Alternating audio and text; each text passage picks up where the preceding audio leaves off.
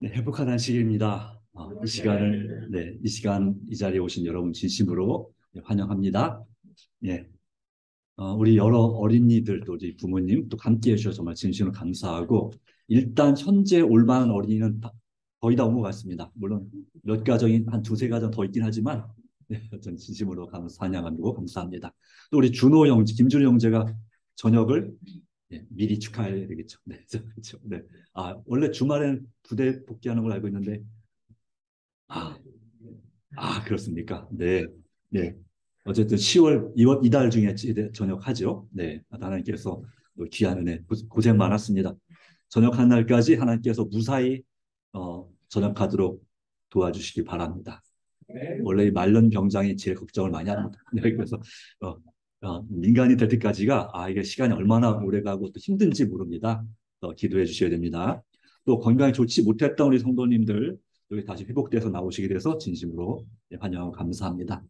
광고를 두 가지 드리자면, 다음 주에 수요일에는 이제 재건축 재개발 관련 세미나가 합회에서 있습니다. 원하시는 분들은 아주 참여해 주시면 좋겠고요. 10시부터 있습니다.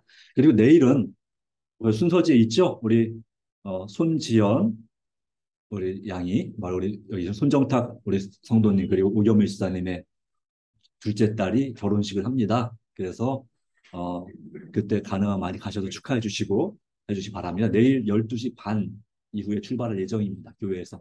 그러니까 원하시는 분 같이 참여하시면 좋겠습니다. 네, 하나님의 은혜가 우리 모든 식구들에게 함께하기를 간절히 바랍니다. 네, 오늘 우리 함께할 말씀은 더 나은 본향을 사모하자는 제목으로 함께 하나님의 말씀을 함께 나누고자 합니다. 이 말씀 준비하기 위해서 고생을 또는 고민을 좀 했습니다. 아, 하나님께서 오늘 제 입술을 주장하시고 마음을 주장해 주셔서 정말 하나님의 말씀을 온전히 전해 주시기를 간절히 간구할 따름입니다. 네, 제 자신을 가려 주시고, 자, 오늘 주님의 말씀 보겠습니다. 히브리서 11장 13절로 16절 말씀 가운데 기록한 말씀입니다. 이 사람들은 다 믿음을 따라 죽었으며 약속을 받지 못했을 때 그것들을 멀리서 보고 환영하며 또 땅에서는 외국인과 나그네의 힘을 증언하였으니 그들이 이같이 말하는 것은 자기들이 본향 찾는 자임을 나타냅니다. 그랬습니다. 이어진 말씀 가운데 그들이 나온 바 본향을 생각하였더라면 돌아갈 기회가 있었으려니와 그들이 이제는 더 나은 본향을 사모하니 곧 하늘에 있는 것이라. 이러므로 하나님이 그들의 하나님이라 일컬음 받음을 부끄러워하지 아니하시고 그들을 위하여 한 성을 예비하셨느니라. 여기서 그들이는 누구를 말할까요? 예, 앞에 나온 사람들, 아브라함, 이삭, 야곱, 그리고 사라, 이와 같은 사람들을 가리킵니다. 네. 여러분, 여기에 성경 말씀 가운데 믿음을 따라 죽었다라고 말씀했는데요. 여러분, 믿음과 따로 살겠습니까? 아니면 믿음을 따라 살겠습니까? 예. 예수 믿음을 따라 살 수도 있고 예수 믿음과 따로 살 수도 있습니다. 이건 참으로 글자 한 글자 차이지만 아주 엄청난 차이가 있습니다. 따로 살 것인가, 따라 살 것인가. 네, 그렇습니다. 이 따라라고 하는 말은 헬라어로 카타라고 하는데, 첫째는 어떤 의미가 있냐면 무엇을 대항하여, 대적하여 라는 뜻이 있습니다. 다시 말하면 이것은 믿음을 대항하여, 하나님을 대적하여 라는 뜻으로 번역될 수 있는 것입니다.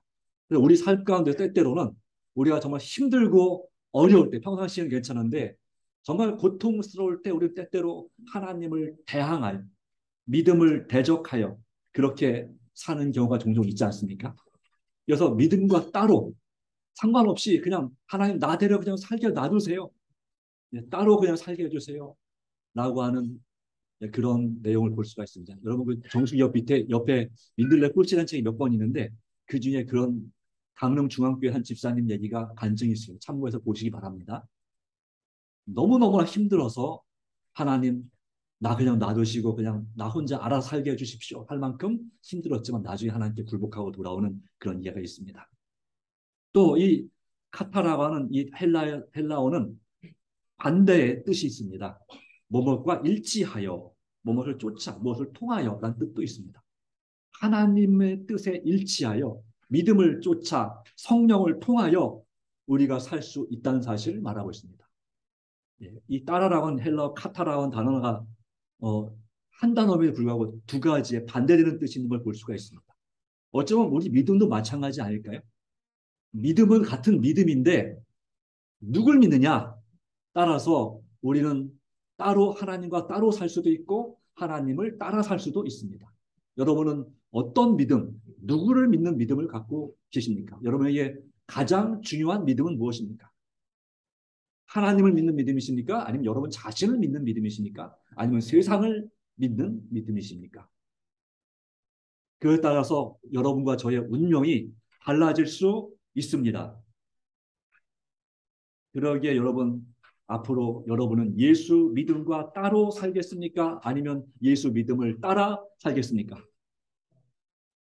오늘 여러분의 섬길자를 선택하시기 바랍니다. 다만 저와 저희 가족은 하나님만을 따라 섬기도록 하겠습니다. 네. 뭐 아멘이 별로 없습니다만은 네. 저만 그럴 것이냐 그 뜻이 아니겠죠? 그런 뜻을 말씀하신 거겠죠? 네. 여러분들도 정말 하나님을 따라서 그분의 믿음 예수님만을 따라서 사시게 되기를 간절히 바랍니다. 첫 번째 내용은 오늘 본문의 말씀 첫 번째 주는 믿음입니다. 믿음을 따라 더 나은 본향을 사모합시다라고 하는 것입니다. 히브리서 11장 13절로 16절 말씀 가운데 이 사람들은 다 믿음을 따라 죽었다고 말씀했습니다. 그들에게는 당장 눈에 보이는 실질적이게 실현되는 약속이 없었습니다. 다만 그런 그 약속을 멀리서 바라보고 환영했습니다. 외국인과 나그네임을 증명했습니다. 그들은 본향을 찾는 자였고 이제는 더 나은 본향을 사모하는 간절히 바라는 즉 하늘에 있는 본향을 사모하는 삶을 살았습니다. 바로 그런 삶에 있어서 이 성경 주석은 말합니다. 그들은 믿음으로 멀리 있는 약속들을 보았다.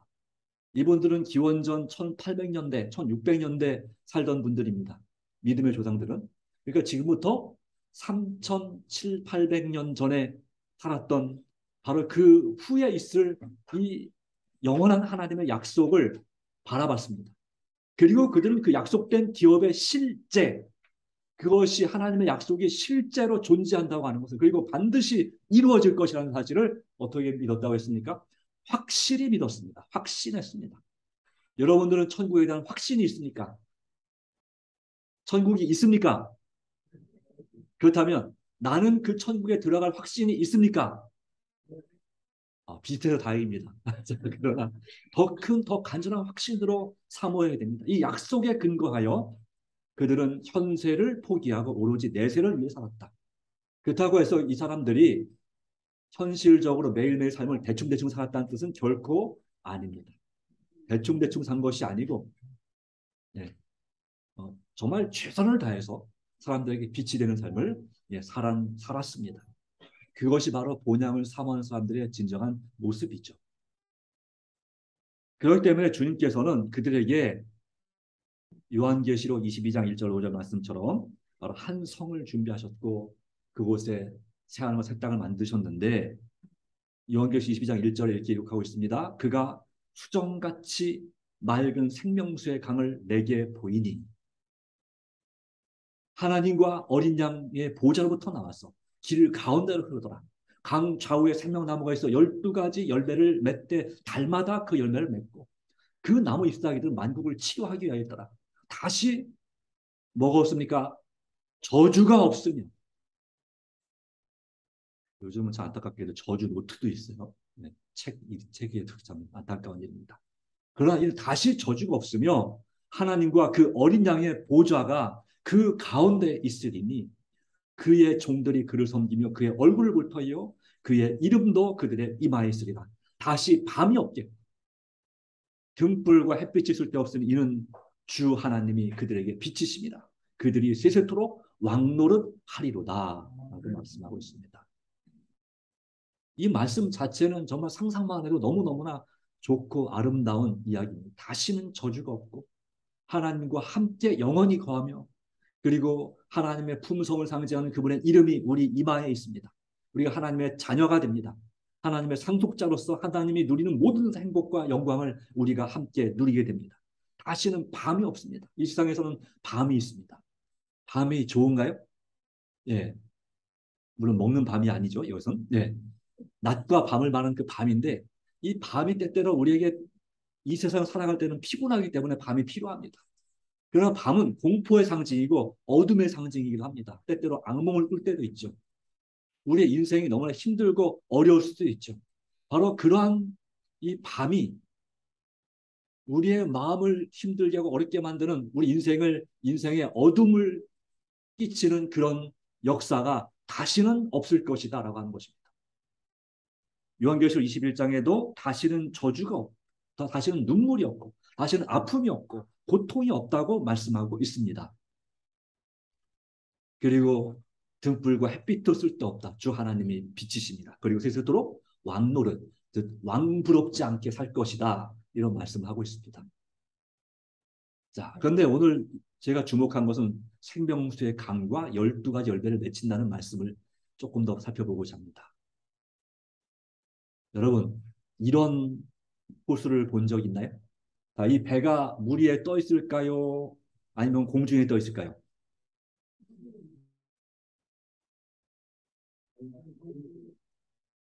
자, 보세요. 공중에 떠 있을까요? 물 위에 떠 있을까요? 근데 어떻게 보입니까? 예, 공중에 떠 있는 것처럼 보입니다. 실제로는 물 위에 떠 있습니다. 이 호수는 세상에서 제일 맑은 호수, 바로 플랫헤드라는 호수, 미국 몬태나주에 있는 그 호수입니다. 얼마나 물이 맑은지 너무 물이 맑아서 여기서 익사사고가 자주 일어나는데요. 깊이가 50m가 넘고 정말 깊은 곳에 200m가 넘는데 물이 너무 맑으니까 자기를 평상시에 보던 물을 보면 아 이거 몇 미터 안 되겠냐고 들어갔는데 갑자기 엄청 깊은 거죠. 너무 맑아서 예. 그래서 마치 공중에 배가 떠 있는 것 같은 그런 정말 맑은 수정같이 맑은 강 호수를 보여줍니다. 이건 이제 빙하가 녹아서 만들어진 호수인데 길이만 해도 50km가 넘습니다. 가보신 분도 계실지 모르겠습니다. 넓이가 25km, 마치 바다 같습니다. 네. 갈릴리 호수, 갈릴리 바다가 성경에 나오는데 그것보다 더 훨씬 더 넓은 호수가 되겠습니다. 여기에서 가장 맑은 호수. 이 호수를 보면서 우리 이걸 하늘에 하나님께서 우리에게 보여주시는 이제 마침내 그 물을 마시게 하고 우리에게 소개하실 수정같이 맑은 생명수의 강을 상상할 수 있을까요? 이 강보다 이 호수보다 훨씬 더 맑고 아름답게 빛나는 그 호수, 그 생명수의 강, 하나님의 보좌로부터 흘러나오는 그 생명수의 강을 우리가 체험하게 될 것입니다. 그 물을 마시면 말 그대로 생명입니다. 영원히 죽지 않습니다. 젊어지는 샘물입니다. 말 그대로 젊음을 영원히 유지하는 샘물이고 모든 병이 혹시 병이 걸렸다 하더라도 모든 병이 즉시 치료되는 네, 그 나무가 그 주변에서 자랍니다. 그래서 여기에 보면 강 좌우에 생명나무가 있어라고 말씀하고 있죠. 생명나무. 에덴 동산 처음에 하나님께서 세상을 창조할 때 에덴 동산은 생명나무가 몇 그루 있었을까요? 한 그루 있었습니다. 한 그루. 그런데 이제 새하늘과 새 땅 천국에선 생명나무가 얼마나 많이 있을까요? 12그루요? 네. 에스겔 47장, 48장 그 부분에 보면 이 하나님의 보좌에서 물이 흘러나오는 강물이 흘러나오는 장면이 기록되어 있는데요. 그 가운데 보면 강 좌우에 나무가 무수하다라고 되어 있어요. 그 무수한 나무가 다 뭐냐면 생명나무입니다. 여기 근데 뭐라고 했습니까? 달마다 12가지 열매를 맺되 달마다 그 열매를 맺고 자, 12가지 열매를 맺는다. 근데 이것이 한 달에 한 개씩 1년 내내 12개를 맺는 것일까요? 12종류를 맺는 것일까요? 아니면 한꺼번에 12가지 열매를 맺는 것일까요? 어느 게 맞을까요? 자, 1번. 한 달에 한 가지 종류의 열매를 맺는다. 손 들어보세요. 생명나무. 자, 좋습니다. 감사합니다. 아니다. 한 달에 한꺼번에 12가지 열매를 맺어서 1년이면 144가지 이상의 열매를 맺는다. 손 들어보세요. 네, 믿기지 않죠. 저도 믿기지 않아요. 솔직히 말해서. 자, 근데 이 나무, 자, 이 나무, 미국에 실제로 있는 나무입니다. 데코레이션 아닙니다. 절대로. 장식품 아닙니다. 살아있는 나무입니다. 그런데 꽃이 지금 색깔이 몇 가지? 하나, 둘, 셋, 넷, 다섯, 여섯, 일곱, 여덟, 아홉, 열 가지 넘는 꽃이 펴 있어요. 색깔이. 목사님, 네. 달마다 다른 과일을 맺히나요?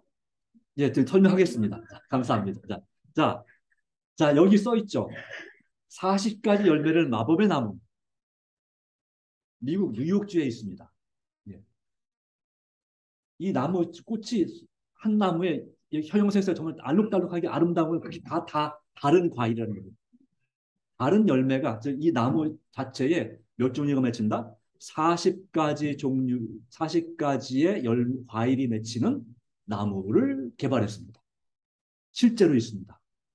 이걸 보면서 그렇다면 천국에서 하나님께서 주신 생명나무는 한꺼번에 매달마다 12가지 열매를 새롭게 맺히겠구나 하는 확신을 갖게 됐죠. 사람이 이렇게 만들 수 있다면 사람이 한 나무에 1년 내내 40개의 과일, 40종류의 과일이 맺히는 열매를 만들 수 있다면 그 결과가 이것입니다. 복숭아, 체리, 살구, 자두 등 이 속에 씨가 딱딱한 씨앗이 들어있는 과일 있잖아요. 뭐 버찌도 마찬가지고 바로 그런 종류의 과일이 한 나무에 다 열리는 것입니다. 지금 여기 오른쪽에 있는 왼쪽은 그 수확한 이건 왼쪽에 있는 건 다 자두예요. 이게 이 많은 종류의 자두가 한 나무에 다 열립니다. 그리고 오른쪽에 있는 건 이제 복숭아, 여러 종류의 복숭아. 사실 복숭아도 미국에서 50년 전까지만 해도 복숭아가 몇 종류가 있었냐면 2,000 종류가 있었대요. 사과가 800 종류가 있었대요. 근데 지금은 얼마 없답니다. 그걸 보고서 혹시 이런 걸 만들 수 있지 않을까 이분이 할아버지한테 이 샘 반 아킨 교수라고 해서 미국의 바로 시러큐스 대학 미술학과 교수인 샘 반 아킨 교수가 할아버지가 접붙이기 전문가였어요. 최고의 전문가였어요. 그래서 각 가지마다 접을 붙여서 나무가 접을 붙여가지고 이렇게 다양한 열매가 한 나무에 맺히게 했습니다. 우리나라에도 어떤 농학 박사가 그런 분이 있습니다. 자기는 자기 집 정원수에서 나무에서 5가지 이상의 과일을 한 나무에 따먹는다고 얘기를 언젠가 들은 적이 있습니다. 근데 이분은 더 대단한 분이죠. 이것이 실제로 이 현실에서 가능하고 현재 16그루가 있답니다. 이렇게 만든 나무가. 그래서 사과 비슷한 종류의 나무가 그러니까 사과 비슷한 과일이 열리는 한 그루의 나무가 있는 거예요. 거기에 수십 가지의 사과 비슷한 종류가 열리는 겁니다. 한 나무는 수십 가지의 복숭아 비슷한 종류의 열매들이 쫙 맺히는 것입니다. 근데 한 나무는 열대 과일이 한꺼번에 다 열리는 거 한 나무에. 상상해 보세요. 전 세계 과일이 몇 종류나 될까요? 찾아봤는데 못 찾겠더라고요. 엄청나게 많습니다. 우리나라에 수입되는 외국 과일만 해도 100가지가 넘습니다. 우리나라에서 재배하는 과일만 하더라도 40가지가 넘습니다. 거기다 과채, 뭐 참외, 수박까지 합치면 50가지가 넘습니다. 거기 견과류를 합치면 더 많습니다. 그것만 외국에서 들어온 까지만 합쳐도 몇 개입니까? 벌써 150가지가 넘습니다. 천국의 이 생명나무는 하나님께서 이 샘 반 아킨 교수도 정말 이렇게 창의적으로 미래 식량 자원을 위해서 정말 큰 기여할 만한 그런 일을 하는데 우리 창조주, 전능하신 창조주 하나님께서 이거 하나 만드는 거 한 나무 12가지 그것도 가장 최고로 좋은 과일만 12가지가 맺히게 하는 거 일도 아니신 것입니다. 그렇습니까? 안 그렇습니까? 예, 하나님은 충분히 가능하신 분이시죠. 그분은 맘만 먹으시면 120가지 과일도 한 나무에 맺히게 할 수 있는 분일까요? 가능하신 분입니다.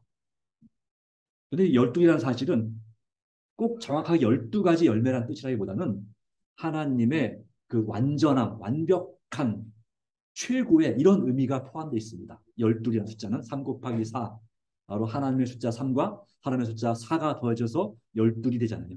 그래서 최고로 아름답고 완벽한 영양 성분을 가진 그 과일 열매들이 무수히 맺힐 것이라는 하나님의 약속을 오늘 우리에게 주시는 것입니다. 자, 하나님께서 과일나무 하나도 생명나무 하나도 이렇게 아름답고 찬란하게 만드신다면 그 외에 하나님께서 저 여러분을 위해서 준비해 놓으신 하늘 본향은 얼마나 아름답고 얼마나 대단하고 내가 할 수 있는 모든 것을 다 해볼 수 있는 능력면이나 모든 면에서 정말 무한한 그런 상상할 수 없을 만큼 아름다운 곳임을 우리가 충분히 믿을 수 있지 않을까요?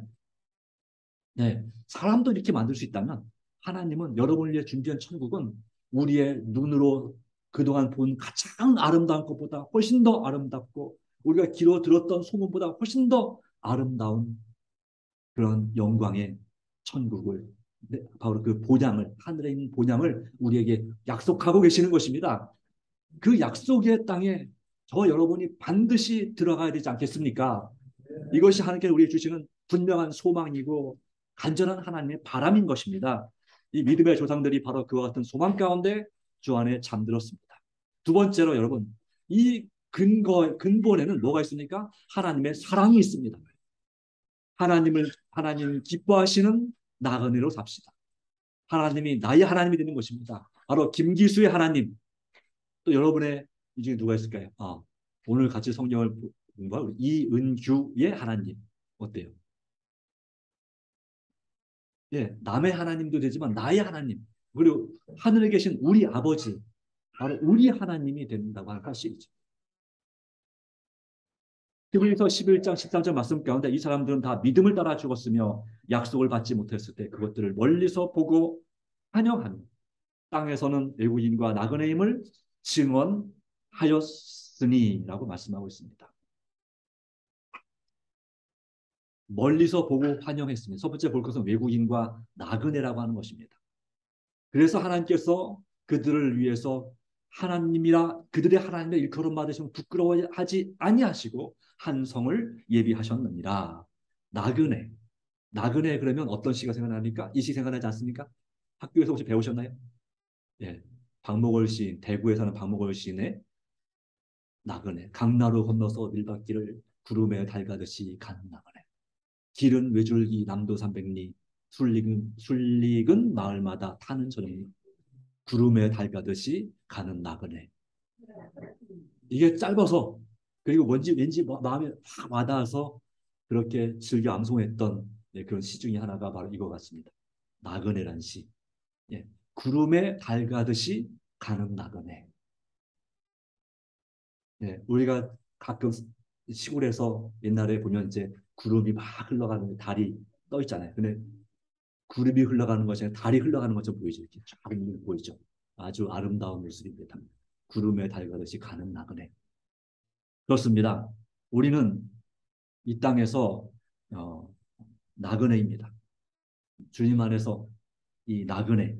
그래서 창세기 23장 4절에 아브라함은 나는 당신들 중에 나그네요 거류하는 자니라고 말했고 창세기 47장 9절에도 야곱은 내 나그네 세월이 130년이다라고 기록하고 있습니다. 심지어는 한참 세월이 흘러서 다윗 왕조차도 뭐라고 했냐면 역대상 29장 15절 말씀 가운데 우리는 우리 조상들과 같이 주님 앞에서 이방 나그네와 거류민들이라. 그래서 이 땅의 믿음의 조상들은 성경에 기록된 믿음의 조상들은 그들의 삶을 이 땅에서 살면서 나그네로 살았습니다. 나그네는 정처 없이 어떤 또 목표를 향해서 순례하고 떠도는 사람들이 나그네입니다. 자기 땅, 자기 집이 아직 없는 것입니다. 그러나 언젠가는 내 집, 내 땅으로 돌아갈 약속을 소망 가운데 사는 사람들이 바로 나그네입니다. 그런 삶 가운데서 비록 세상에 있었지만 그들은 자신들이 그곳에 속하지 않았음을 깨달았다. 그래야 그들은 현재를 위해서가 아니라 미래를 위해서 살았다. 미래를 위해서 열심히 살았다. 이런 말이죠. 예수님도 이 땅에 계실 때 나그네라고 말씀하셨습니다. 내가 나그네 되었을 때 영접하였고. 또한 사도 베드로도 베드로전서 2장 11절 말씀 가운데 기독교인들에게 말씀합니다. 사랑하는 자들아 거류민과 나그네 같은 너희를 권하노니. 로마 제국 당시에 기독교인들은 박해를 받았습니다. 한 10년, 20년마다 한 번씩 박해 보면 땅 뺏기고 재산 뺏기고 쫓겨나는 것입니다. 정처 없이 떠돌 수밖에 없고 이 환란과 핍박 가운데서 그럼에도 불구하고 하늘에 대한 간절한 소망을 가지고 정말 천국을 사모하면서 이 땅에서는 그들이 나그네로 살았고 그들의 목숨까지도 아까워하지 않았습니다. 세상에 대한 욕심 부려봤자 박해가 일어나면 그냥 싹 그냥 뺏기고 벌거벗겨 나오기 때문에 그것에 대해서 미련을 둘 수가 없었습니다. 애착을 둘 수가 없었습니다. 우리는 그렇지 않은 세상에 살고 있습니다. 다행스럽게도 우리나라는 종교의 자유가 보장되는 그런 나라입니다. 그러나 여전히 이 땅에도 뭔가 고통과 괴로움이 있죠. 슬픔이 있죠. 아픔이 있죠. 북한에 비해서 훨씬 더 하나님 믿기 아주 자유로운 나라지만 우리 주님은 우리에게 그보다 훨씬 더 자유로운 자유의 나라를 우리에게 약속하고 계시는 것입니다. 그러므로 우리 하나님은 우리에 대하여 부끄러워하지 아니한다. 우리가 하나님을 부끄러워하지 아니하고 하나님도 우리를 부끄러워하지 아니하신다. 사도 바울도 말했습니다. 우리가 이 고난을 받되 부끄러워하지 아니함. 디모데후서 1장 12절. 내가 믿는 자를 내가 알고 또한 내가 의탁한 것을 그날까지 그가 능히 지키실 줄을 확신합니다. 그렇게 주님을 위하여 고난받는 것을 부끄러워하지 아니하실 때 하나님께서도 역시 그들을 부끄러워하지 아니하시고 히브리서 2장 11절 형제라 부르기를 부끄러워하지 아니하시고 또한 히브리서 12장 2절 예수님께서 뭐라고 말씀하셨습니까? 예수님에 대해서 뭐라고 하셨습니까? 믿음의 주여 온전케 하시는 인 예수를 바라보자. 그는 그 앞에는 기쁨을 위하여 십자가를 참으사 그 다음에 뭘 상관하지 않았어요? 부끄러움을 개의치 아니하시더니 하나님 보자 우편하시옵니다. 예수님은 여러분을 구원하기 위해서 벌거벗김 당하고 십자가 못 박혀서 가진 수치와 조롱을 당하는 그 멸시와 모욕당하는 것을 결코 부끄러워하지 않으셨습니다. 그리고 우리의 하나님이 되시기를 원하셨습니다. 출애굽기 그래서 33장 15절에도 하나님께서 모세에게 이르시되 너는 이스라엘 자손에게 이같이 이르기를 너희 조상 하나님 여호와 곧 아브라함의 하나님 이삭의 하나님 야곱의 하나님께서 나를 너에게 보내셨다 하라 라고 말씀하고 있죠. 하나님께서 아브라함과 이삭과 야곱의 하나님이라고 불리기를 즐겨 하셨습니다. 본인이 말씀하셨습니다. 여러분들에게도 말씀하실 수 있지 않을까요? 우리 이은호의 하나님, 김준호의 하나님, 네. 또 우리 제일 어린 김민기 어린이의 하나님, 이로 불리기를 기뻐하실 수 있습니다. 그렇게 될 수 있도록 우리가 그런 삶을 살아야 될 줄로 믿습니다. 자, 초등학교 운동회 때 달리기 기억나시나요? 네. 저희 때는 이제 국민학교였지만 어쨌든 상관없죠. 예. 저는 운동회만 열리면 부담이 있었어요. 달리기 할 때마다 저는 맨날 꼴찌였거든요. 네 명씩 달리잖아요. 이렇게 네 명. 땅땅 달리는데 1등은 공책을 3권을 줘요. 2등은 공책 1권 줘요. 3등은 연필 하나 줘요. 나는 그것도 못 받는 거죠. 그래서 도장 딱 찍어주잖아요. 딱 찍어주면 그거 가지고 가면 이제 받는 건데 1등, 2등, 3등. 그게 그렇게 부럽고 이렇게 맨날 꼴찌하니까 동네 어르신들이 우리 아버지 보고 옆에 그러면 아유 저놈의 자식 누구 자식이요? 맨날 꼴찌 어째는? 그 아버지가 쟤 우리 아들이요 이렇게 할까요? 안 할까요? 우리 아들이라고 말할 수가 없어요. 그러니까 아버지가 달리는 법을 가르쳐 주는 거죠. 네, 운동회 전날이 되면 어떻게 달려라. 사실 우리 어머니가 달리기 선수였거든요. 그래서 제 여동생들은 달리기를 엄청 잘합니다. 특별히 마라톤에서 특화되어 있어요. 그런데 제 사남매 중에 제가 달리기를 제일 못합니다. 그래서 면목이 없었어요. 그렇게 가르쳐 줘도 뭐 이렇게 준비할 때 난 딴 데 쳐다보느라고 그 총소리 놓쳐서 늦게 뛰고 뭐 이런 식으로 또 달리면서도 앞만 보고 달려야 되는데 자꾸 옆에 엄마 어딨나 이렇게 보고 달리고 이러니 1등 할 수가 있나. 네. 원래 느린 데다가 그런데 그러던 어느 날이었습니다. 예.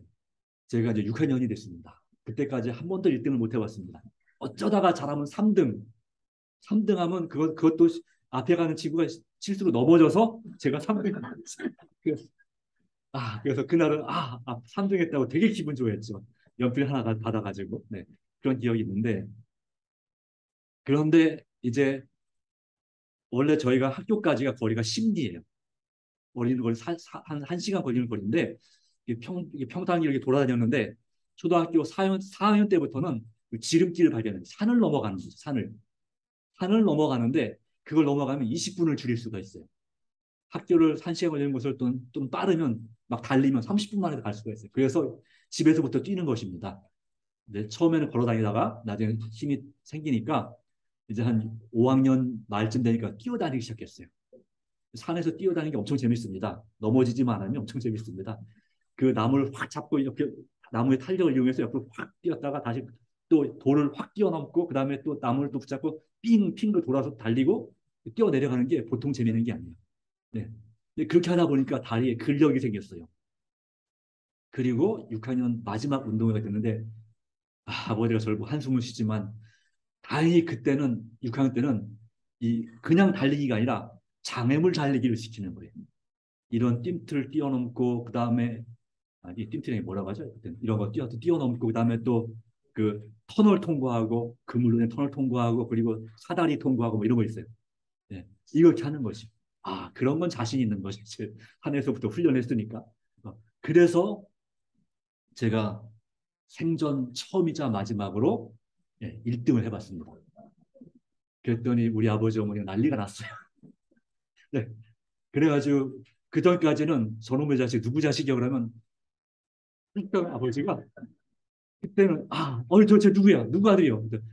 우리 아들이요. 그래서 얼마나 기분 좋아하시는지 네, 제 생각이 납니다. 네, 하나님께서 우리를 아들이라고 또 딸이라고 불러주시기를 기, 바로 기뻐하시는가 부끄러워하시는가 우리 삶에서 우리가 종종 우리 삶의 모습에 따라서 그렇게 하나님을 때때로 슬프시기도 하고 하나님 기쁘시기도 합니다. 하나님께서 우리 하나님이라 부르시기를 부끄러워하지 아니하시고 라고 하는 것은 우리에게 아주 큰 의미가 있는 것입니다. 여러분, 저와 여러분 오늘 하나님께 부끄럽게 해드리고 있습니까? 아니면 하나님을 기쁘시게 해드리고 있습니까? 그것은 바로 우리의 믿음에 달려 있습니다. 믿음. 네. 바로 그 믿음을 채워주시는 분, 우리의 믿음을 강하게 하시는 분이 바로 하나님이십니다. 그 하나님을 신뢰할 때 우리는 영원한 본향을 사모하는 삶에 있어서 정말 하나님의 날이 임하기를 바라보고 간절히 사모하는 이 베드로후서 3장의 그 말씀이 우리 삶에서 경험되어질 수 있습니다. 영원한 본향을 사모하라. 그것이 바로 우리에게 주시는 말씀입니다. 그러기 위해서 주님은 우리에게 말씀하십니다. 마태복음 11장 28절로 30절 말씀 가운데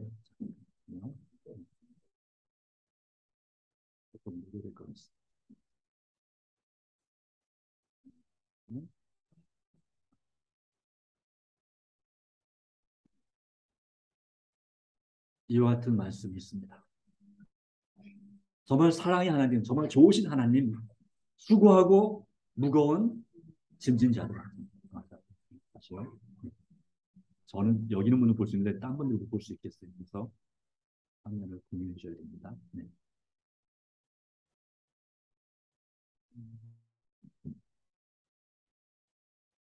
수고하고 무거운 짐진 자들아 다 내게로 오라. 내가 너희를 쉬게 하리라. 나는 마음이 온유하고 겸손하니 나의 멍에를 메고 내게 배우라. 그리하면 너희 마음이 쉼을 얻으리니 이는 내 멍에는 쉽고 내 짐은 가벼웁니다. 자, 멍에 위에 이 소와 나귀가 있는데요. 이 당나귀, 나귀가 이 목에 이렇게 가로줄을 막대기에 있어서 목에 이렇게 걸고 있는 것이 바로 멍에입니다. 밭을 가기 쉽게 하기 위해서 이 멍에를 매는 것입니다. 자, 그런데요. 사실 이렇게 같은 다른 종류의 짐승들로 밭을 가는 경우는 거의 없습니다. 이건 아주 드문 경우죠. 드문 경우입니다. 그런데 여기에 보통은 이제 소랑 그다음에 그 송아지랑 같이 이렇게 멍에를 끌게 합니다. 그리고 이 어미소가 실질적으로 멍에를 끌고 이 쟁기를 끌고 이 옆에 송아지는 따라갑니다. 그냥 살짝만 하중이 실려 있는 것이에요. 그렇게 이 농부가 조절할 수 있습니다. 그것처럼 이 멍에를 맨다고 하는 것 이것은 때때로는 정말 이 목에 굳은 살이 매기는 아주 힘든 일입니다. 그러나 옛날에는 멍에를 매지 않는 소는 도살장으로 가야 했습니다. 그러기에 멍에를 맨다고 하는 것은 살아있다는 의미였고 참으로 중요한 의미였습니다. 나는 마음이 온유하고 겸손하니 나의 멍에를 메고 내게 배우라. 주님의 멍에는 어떤 것일까요? 그분은 아무에게도 그를 따르라고 강요하지 않으십니다. 바로 우리 주님께서는 사람의 줄, 곧 사랑의 줄로 너를 이끌었다고 말씀하십니다. 형벌의 두려움이나 영원한 보상에 대한 희망이 그리스도의 제자들로 그리스도를 따르도록 하는 것이 아니다. 우리가 영원한 본향을 사모하지만 그 영원한 본향이 있기 때문에 예수님을 따르는 것이 아닙니다. 그분이 우리를 사랑하셨기 때문에 우리가 예수님을 따르는 것입니다. 제자들은 베들레헴 말구이로부터 갈바리 십자가 이르기까지 세상에서의 그의 순례 생활을 통하여 나타난 구주의 비할 데 없는 사랑을 보았습니다. 그리고 그 마음이 끌렸으며 영혼은 부드럽게 되고 또 정복되었습니다. 바라보는 자들의 마음속에 사랑이 일깨워집니다. 그들은 그의 음성을 듣습니다. 그를 따릅니다. 이것이 바로 우리가 바라는 것입니다. 바로 하나님께서 우리에게 원하시는 것입니다. 의인은 오직 믿음으로 예수님을 바라보고 삽니다. 그리고 더불어 주는 축복, 더 나은 본향, 거기서 하나님 만나기를 간절히 사모합니다. 바로 그런 소망 가운데 우리는 어떻게 그 일이 가능할 수 있을까요? 빌립보서 4장 13절 말씀하고 있습니다. 같이 읽겠습니다. 시작. 내게 능력 주시는 자 안에서 내가 모든 것을 할 수 있느니라. 우리의 능력 주시는 예수님을 통해서 우리는 주님의 멍에를 맬 수가 있고 날마다 삶에서 충실히 열심히 살아갈 수 있고 또한 그에 필요한 능력과 지혜를 받을 수 있고 마침내 천국에서 영원한 행복을 누릴 수 있음을 믿습니다. 주님의 은혜가 함께하기를 간절히 바랍니다. 그러므로 우리의 모든 것을 주님 앞에 맡겨서 온전히 적용하고 기도하고 또한 순종하고 전도하는 봉사하는 그런 삶이 우리 삶이 되기를 간절히 바랍니다. 개인적인 경건의 시간과 가정 예배를 회복합시다. 정말 강화시키고 모이기를 힘쓰게 되기를 간절히 바랍니다. 이제 10월 말에 전도회가 있습니다. 온라인 건강 세미나가 있습니다. 그 세미나를 위해 우리 모두가 정말로 준비되기를 간절히 바랍니다. 더 열심히 기도하시고 더 많이 주님을 의지하시기 바랍니다. 그리고 TMI 순서주에 나오죠. 그 모든 것을 우리가 정말 더 열심히 봉사하고 정말 천국을 사모하면서 날마다 나만이 아니라 서로를 위해 살아갈 때 하나님께서는 귀한 은혜를 주실 것을 믿습니다. 주님 안에서 끝까지 정말 믿음의 조상들이 그 믿음을 따라서 더 나은 본향을 사모하며 외국인과 나그네로 살아가는 것처럼 그래서 하나님은 그들의 하나님이 되기를 부끄러워하지 않으시고 그들을 하늘집으로 초청하사 상속자로 삼으십니다. 마찬가지로 우리도 그들처럼 믿음으로 더 나은 본향을 사모하는 하나님의 자녀가 되기를 간절히 바랍니다. 네, 감사합니다. 말씀을 드리겠습니다. 우리를 참으로 사랑하시고 아끼시는 하나님 아버지, 우리에게 믿음으로 살도록 은혜 주시고 우리를 정말로 사랑해 주셔서 우리를 바로 우리의 하나님이 되시기를 또 나의 하나님이 되시기를 부끄러워하지 않으시겠다는 약속의 말씀을 주셨습니다. 우리가 믿음으로 살아가면서 더 나은 본향을 사모하는 삶을 살아갈 때 바로 그렇게 하실 것을 약속해 주셨습니다.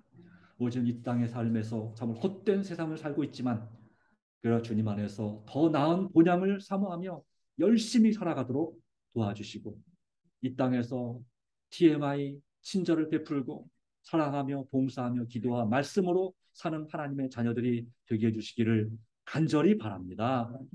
그 약속을 믿고 그 확실한 약속 가운데서 바로 미래를 위하여 이 현실 가운데서 정말 빛이 되는 삶이 되게 하여 주시고 우리의 삶 가운데 역사하시며 위로하시며 또한 치유하시고 회복하시며 거룩하게 하여 주시옵소서. 우리의 모든 간절한 소원을 주님께 맡깁니다. 주께서 선히 응답하실 줄 믿습니다. 또한 앞으로도 인도하여 주실 줄 믿습니다. 우리를 참으로 사랑하시는 예수님의 이름으로 간절히 기도드리옵나이다. 아멘.